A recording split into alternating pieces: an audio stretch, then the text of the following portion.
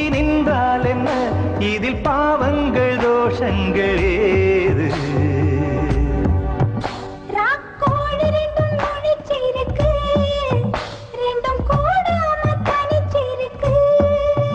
உள்நாடிதான் நெருப்பா கொதிக்க, நடுச்சாம வேளையில் வாடையடிக்க, கண் பார்வைதான் பழமாச்சிலக்க, மெதுவாவே நீ மின்னலடிக்க. ராக்கோழி ரெண்டும் முடிச்சிருக்கு, ரெண்டும் கூடாம தனிச்சிருக்கு. ராக்கோழி ரெண்டும் முடிச்சிருக்கு, ரெண்டும் கூட